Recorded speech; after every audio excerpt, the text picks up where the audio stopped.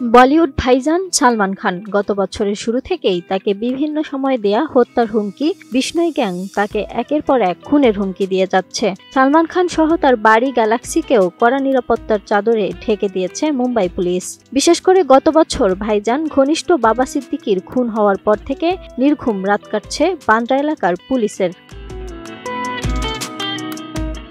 সম্প্রতি নিরাপত্তা বলয় টপকে সালমান খানের বাংলোয় দুই অনাহতর প্রবেশ নিয়ে আবারও উদ্বেগের সৃষ্টি হয়েছে। আর সেই প্রেক্ষিতেই এবার ভাইজানের সাধের বাংলোকে আরও কড়া নিরাপত্তার চাদরে ঢেকে ফেলেছে মুম্বাই পুলিশ।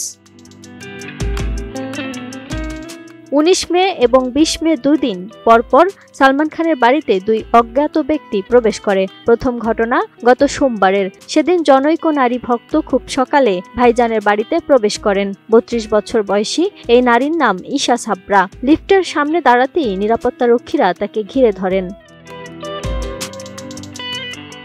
গ্লিটারের টুইন লেমন ও অ্যান্টিব্যাকটেরিয়াল ফর্মুলা বাসনকে চকচকে জীবাণুমুক্ত করে আমাদের দেয় গ্লিটার গ্যারান্টি। পরে বান্দ্রা পুলিশের হাতে তুলে দেয়া হয় ওই নারীকে।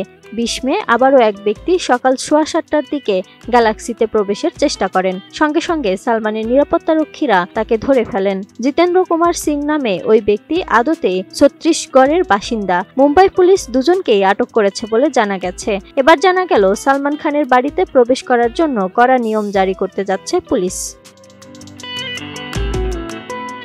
বলিউডের একটি সূত্র মতে এবার থেকে ভাইজানের বান্দ্রার গ্যালাক্সিতে ঢুকতে হলে দেখাতে হবে পরিচয়পত্র। এক্ষেত্রে ছাড় পাবেন না বলিউডের তারকারাও। জানা গিয়েছে আইডি কার্ড দেখালে তবেই সালমানের বাড়িতে ঢুকতে পারবেন অতিথিরা। সোম মঙ্গলবারের ঘটনার পরই মুম্বাই পুলিশ এমন সিদ্ধান্ত নিয়েছে বলে জানা যাচ্ছে। পুলিশের একটি সূত্রে জানা যায়, অভিনেতা লাগাতার যেভাবে খুনের হুমকি পাচ্ছেন এবং যখন তখন যে কেউ বাড়িতে ঢুকে পড়ছে, তাই পরিস্থিতি সামাল দিতেই আগত অতিথিদের প্রবেশে কড়াকড়ি নিয়ম চালু করার সিদ্ধান্ত নেওয়া হয়েছে। প্রাইভেট বিল্ডিং হওয়ায় প্রত্যেক অতিথির পরিচয়পত্র চেক করা চ্যালেঞ্জের কাজ। তাই ভাবা হয়েছে সালমানের পরিবারের সদস্যরা নিশ্চিত করলে তবেই কেউ বাড়িতে প্রবেশ করতে পারবেন। Desk report, ATN news.